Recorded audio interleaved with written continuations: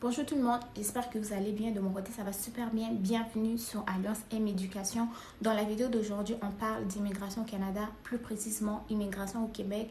Pourquoi? Parce que à compter du 17 décembre 2025, les nouvelles mesures vont entrer en vigueur et ces mesures-là concernent les étudiants étrangers ainsi que les travailleurs étrangers temporaires. Donc pour savoir de quoi est-ce qu'il s'agit, je vous recommande de suivre cette vidéo du début jusqu'à la fin pour être mieux informé et nous n'allons pas tarder. On commence tout de suite avec la première mesure. La première mesure, en fait, ça concerne les nouvelles exigences en matière de connaissance du français. Donc, pour les travailleurs étrangers temporaires, une connaissance du français de niveau 4 à l'oral selon l'échelle québécoise de niveau de compétence en français sera exigée pour les personnes qui demandent un certificat du Québec, c'est-à-dire un CAQ, dans le programme des travailleurs étrangers temporaires après avoir cumulé 3 ans de séjour en étant titulaire d'un ou de plusieurs permis de travail. Un ou plusieurs permis de travail, pourquoi? Parce que des fois, une personne peut venir avec un contrat de travail, le contrat se termine et trouve un autre contrat et fait la demande d'un nouveau permis de travail. Donc, c'est pour cela on a dit que la personne peut être titulaire d'un permis ou de plusieurs permis de travail. Pour cette mesure qui concerne donc la connaissance du français, sachez qu'il y a des exceptions. Comme les travailleurs étrangers agricoles sont exemptés, les personnes ressortissantes étrangères qui occupent un emploi pour le compte d'un bureau, d'une division politique d'un État étranger ou pour le compte d'organisations internationales non gouvernementales, les ONG, mais qui sont reconnues par le gouvernement du Québec. Deuxième mesure concerne les employeurs du programme de travailleurs étrangers temporaires et du programme de sélection des travailleurs qualifiés. Sachez qu'à compter du 17 décembre 2025, les entreprises qui emploient 25 personnes ou plus, à l'exception d'entreprises enregistrées comme exploitants agricoles, devront démontrer leur conformité au processus de francisation de l'Office québécoise de la langue française lors de la présentation d'une demande d'évaluation de l'impact sur le marché du travail auprès du gouvernement du Québec. Cette condition permettra au gouvernement d'assurer que les employeurs québécois qui recrutent des travailleurs étrangers temporaires respectent les obligations prévues par la Charte de la langue française auxquelles ils sont soumis. Cette exigence s'appliquera également aux employeurs qui présentent une demande de validation d'une offre d'emploi dans le cadre du PSTQ. Troisième mesure concerne cette fois-ci les étudiants étrangers. La capacité financière minimale exigée des étudiants et étudiantes étrangères pour couvrir leurs besoins essentiels est augmentée à 24 617 $ pour une personne.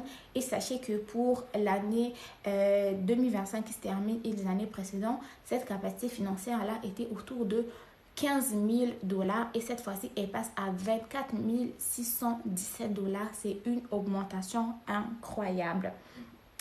Donc, c'est le MIFI qui a fait cette publication. En fait, il spécifie que ce changement est apporté afin d'assurer que les étudiants et les étudiantes étrangers qui viennent au Québec ont la capacité financière de combler leurs besoins de base pendant la durée de leur séjour. La nouvelle méthode de calcul reflète mieux le coût réel des besoins essentiels au Québec et par conséquent devrait diminuer le nombre de cas de grande précarité observés ces dernières années.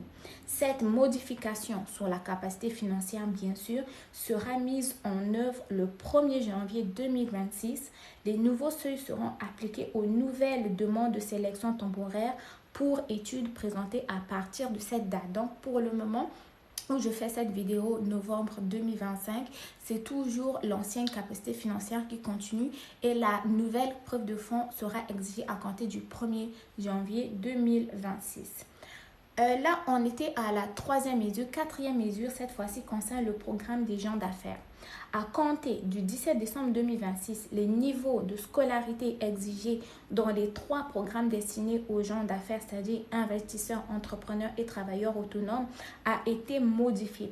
Les personnes candidates devront être titulaires d'un diplôme correspondant minimalement au Québec à un diplôme d'études secondaires, à un diplôme d'études professionnelles, à une attestation de spécialisation professionnelle ou à une attestation d'études collégiales. Des modifications aux conditions de sélection permettent désormais aux personnes établies au Québec ayant démarré ou repris une entreprise avec un permis de travail lié à un emploi donné, à titre de propriétaire d'entreprise, de présenter une demande de sélection permanente dans le programme des entrepreneurs. Okay? Et le cinquième exigence, en fait, c'est comme un ensemble de plusieurs modifications que je vais vous lire.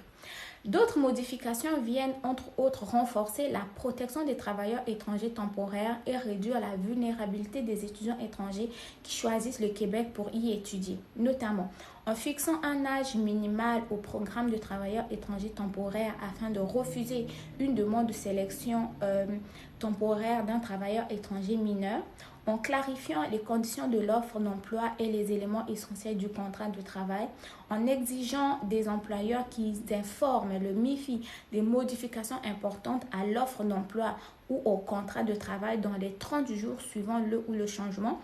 Ça, c'est une bonne mesure qui va protéger beaucoup les travailleurs parce qu'il y a souvent des travailleurs qui viennent avec un permis de travail fermé. Ils arrivent sur place, les employeurs changent les termes du contrat, ils se retrouvent obligés de retourner dans leur pays ou obligés de traîner, de errer dans le pays à la recherche d'un nouveau contrat de travail. Ça, c'est très bien. Et les différentes autres modifications aussi vont renforcer la protection des personnes ressortissantes mineures qui viennent étudier au Québec sans être accompagnées de leurs parents. Okay?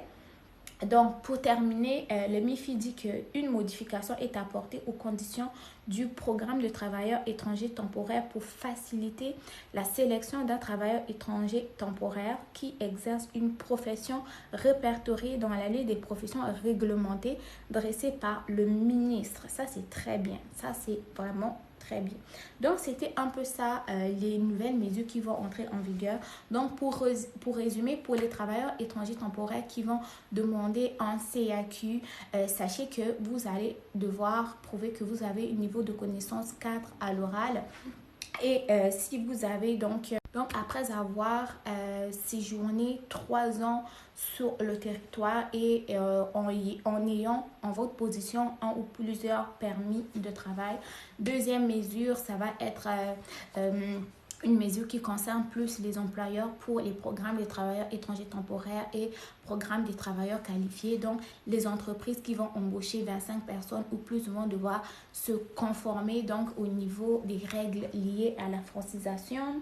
Troisième mesure, c'était la preuve de fonds des étudiants qui viennent au Québec qui est augmentée à 24 617 $.